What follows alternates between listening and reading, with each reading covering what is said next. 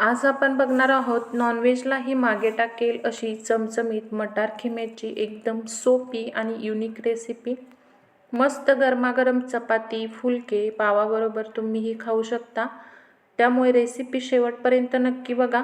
अगदी 10 ते 15 मिनिटांमध्ये तयार होते।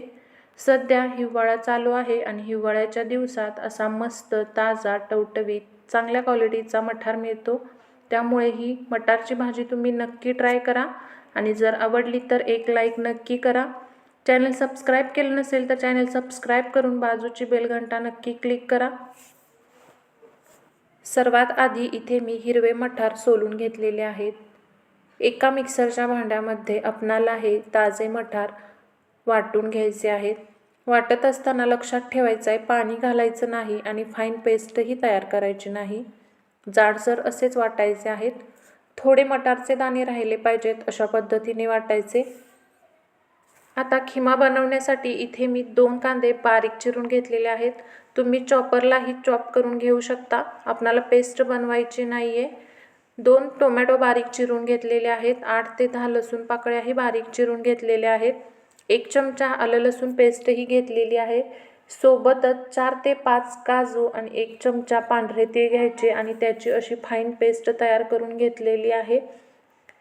सर्व साहित्य इथे तयार आहे। खिमा बनवायला आपण सुरुवात करूया। खिमा बनवण्यासाठी कढईमध्ये तेल घालायचं। यामध्ये तुम्ही थोडंसं बटरसुद्धा वापरू शकता, म्हणजे खिम्याला खूप मस्त अशी चव येते। तेल छान गरम झालं की यामध्ये अर्धा चमचा जिरे घालायचे। जिरे छान तडतडले की यामध्ये आपण बारीक चिरून घेतलेला लसूण घालणार आहोत आणि हा लसूण काही सेकंदच आपल्याला तेलामध्ये परतून घ्यायचा आहे।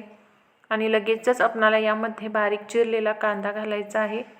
कांदा हलकासा मऊ पडायला लागला आणि रंग बदलायला लागला की यामध्ये आपल्याला टोमॅटो घालायचा आहे। लक्षात ठेवायचं आहे टोमॅटो खूप आंबट असलेले घेऊ नका, नाहीतर खिम्याची चव बिघडू शकते।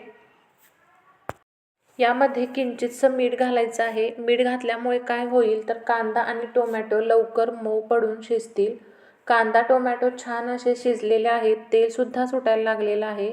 आता यामध्ये आपण 1 चमचा आलं लसूण पेस्ट घालणार आहोत आणि ही पेस्टसुद्धा आपण तेलामध्ये छान अशी परतून घेणार आहोत। याचा कच्चेपणा निघून जाईपर्यंत आपल्याला ही पेस्ट यामध्ये परतून घ्यायची आहे।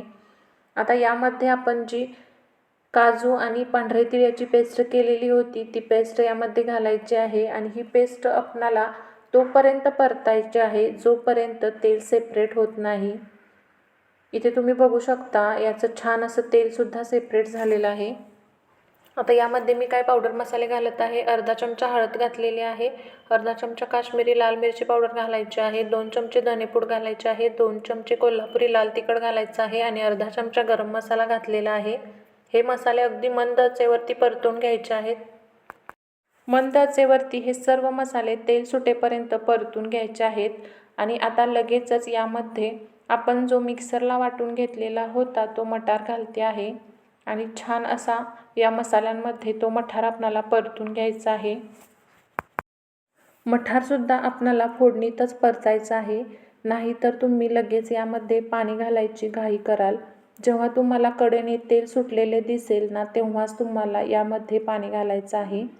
पण लक्षात ठेवायचं आहे की यामध्ये तुम्हाला कडकडीत असंच गरम पाणी घालायचं आहे आणि यामध्ये काही काजू पाकळ्यासुद्धा घालायच्या आहेत, त्यामुळे भाजी दिसायलाही सुंदर दिसेल आणि त्याची चवसुद्धा वाढेल।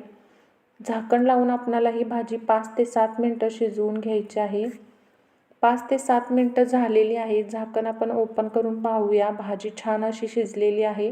पूर्वी आपण यामध्ये थोडंसं मीठ घातलं होतं, आता अंदाज घेऊन यामध्ये आपल्याला मीठ घालून घ्यायचं आहे आणि याला छान असं मिक्स करून घ्यायचं आहे। भाजी अप्रतिम अशी दिसते आहे, खूप सुंदर दिसते आहे।